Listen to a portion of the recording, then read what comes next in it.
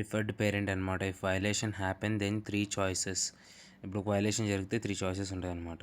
ఇక్కడ ఏముంది, set attributes updating అప్పుడు వైలేషన్స్ జరుగుతాయి మామూలుగా.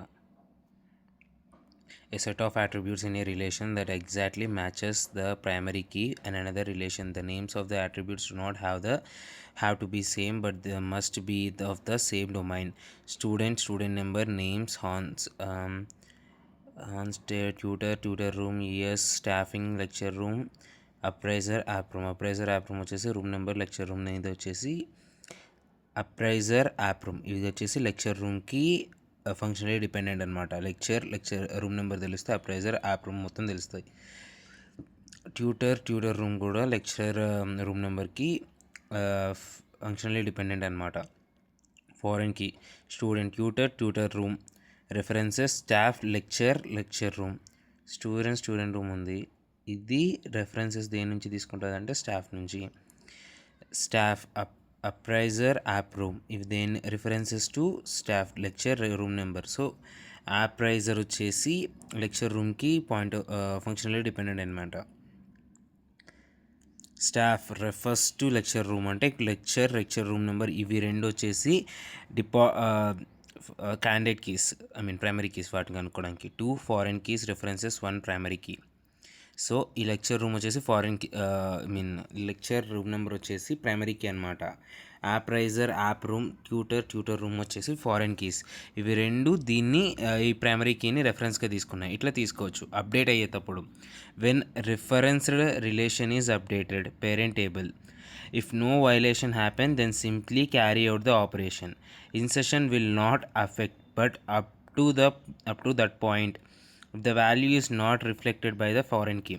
ఇప్పుడు ఫారెన్ కీలో ఆ పాయింట్ రిఫ్లెక్ట్ అవ్వట్లేదు అంటే ఇన్సెషన్ వల్ల అసలు ప్రాబ్లం రాదు. ఓకే, నువ్వు అప్డేట్ చేసి ఇన్సెషన్ పేరెంట్ టేబుల్లో ఇన్సెషన్ చేసేటప్పుడు ప్రాబ్లం రాదు. ఎందుకంటే అప్పటి వరకు ఆ పాయింట్స్ని ఏది రిఫర్ చేసుకోవట్లేదు. సో పేరెంట్ టేబుల్లో ఇన్సర్ట్ చేయడం వల్ల ప్రాబ్లం రాదు. Referred parent, if violation happen then 3 cases: no action, reject the option, cascade, ripple effect. Third, set null or set default. Ripple effect అంటే one reference is deleted then all the references side will be deleted.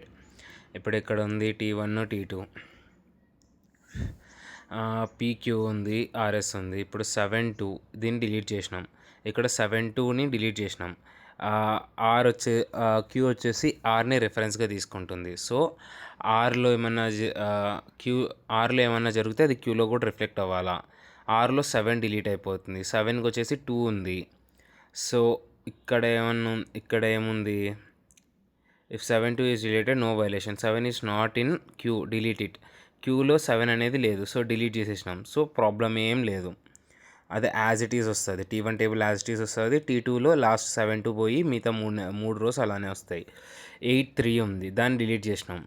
ఇక్కడ క్యూలో 3 చోట్ల 8 ఉంది, అది reflect అవుతుంది. ఆ 3 చోట్ని కూడా delete చేయాలి. అప్డేట్ చేస్తే కింద ఉన్న టేబుల్స్ లాగా వస్తాయి. If not in cascade. ఇప్పుడు 4-5 రెండు క్యూలో లేవు. సో ఇది మొత్తం డిలీట్ చేసినా ప్రాబ్లం రాదు. ఆన్ సెట్ నల్, ఇప్పుడు ఒకవేళ 8-3ని డిలీట్ చేసినాం, అక్కడ ఆ క్యూలో 8 రిప్రజెంట్ చేసే ప్రతి చోట నల్ వస్తుంది. సో నెక్స్ట్ టేబుల్లో నల్ వచ్చింది చూడు, 2-2, 3 null, 5 null, 4 null.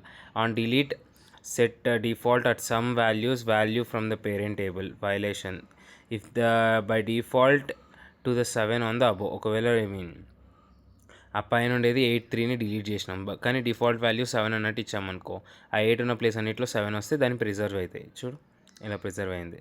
Updation values PQRS 7-8ని delete చేసి అప్డేట్ 5-6 అనింది. సో ఇక్కడ ఎక్కడైనా 7 ఉందా, లేదు. సో ప్రాబ్లం ఏం లేదు. ఇక్కడ 2-3ని డిలీట్ చేసి దాని ప్లేస్లో 5-6 పెట్టాలి. ఇక్కడ 2 రిఫర్ చేసుకుందా, క్యూ చేసుకుంది. సో ఆ చోట 5 రావాలి, ఇక్కడ 3 ఉన్న చోట 6 రావాలి. సో అక్కడ అప్డేట్ అయింది. On update cascade, on update set null, on update set null PQ1 null RS. Okay, 5-6 అని డిలీట్ చేసి insert in the parent no violation, deletion the child is no violation. If violation happen then the system will reject the violation. Okay.